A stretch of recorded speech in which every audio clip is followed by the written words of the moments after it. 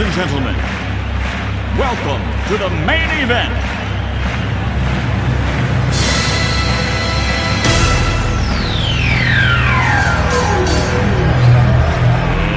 Let's get ready to rumble!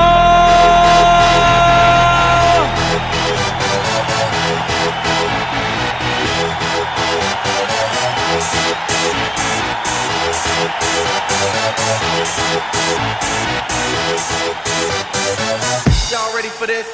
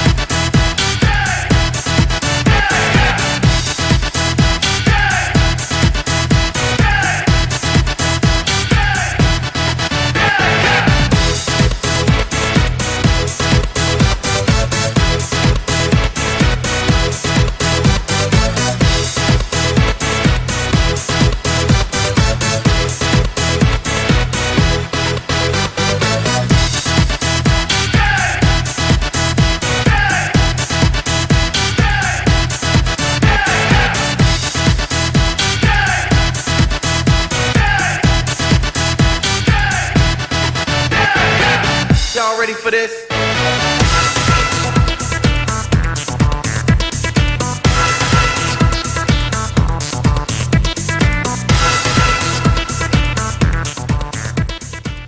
Ladies and gentlemen, greetings and good morning to everyone across LaPorte County in Northwest Indiana. Thank you for tuning in to Friday Night Spotlight, also in partnership with arenasportsnet.com, where every fan has a voice as we highlight scores, statistics, and analysis from Week 4's matchups across the Duneland Conference, the region of Northwest Indiana, and the state. Hello once again, fans. I'm Travis Harmon-Smith, bringing you the scoreboard and statistical analysis for the matchups in Week 4. Starting off with the Wolves of Michigan City, where I was on the air with Brian Snow and arenasportsnet.com for the live broadcast at Ames Field as the Wolves hosted the Duneland Athletic Conference.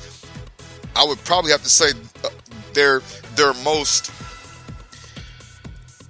how can I say it, folks? Valparaiso was probably Michigan City's toughest opponent coming into Week 4, and in what turned out to be a shutout game, folks, by the Vikings, as the Wolves, who came into Week 4 ranked number 8 in Class 5A and number 1 in the area, took a devastating 29-0 defeat against the Vikings. Valparaiso forced 5 key turnovers, which caused problems for Coach Phil Mason's offense and the running attack, as the Viking defense held the dynamite duo of Arian Kane Vesey and Marquise Hurt to just under 100 yards combined, which is not unusual for this Wolves offense, folks. One other interesting note is that the Vikings also held Michigan City to just 5 first downs in the game, 111 yards of total offense, and 84 yards rushing. When you look at the loss that Valparaiso had in Week 3, blowing a 14-point lead against LaPorte, the Vikings had something to prove going into Week 4 against Michigan City. The Wolves fall to 3-1 on the season as they prepare for another Duneland Athletic Conference showdown in Week 5.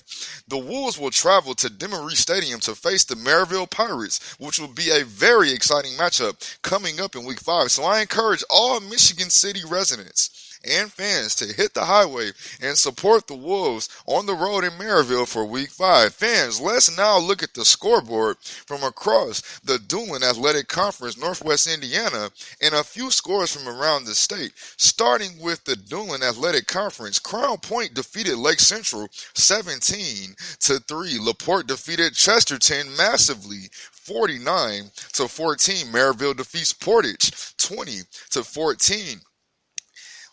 Let's go to some scores around the region of Northwest Indiana. Griffith beats Lowell 17-9. Highland defeats Hammond Clark 42-8. Munster defeats Andrean 21-13. Whiting defeats Wheeler 31-14. Hobart defeats Kankakee Valley 27-7.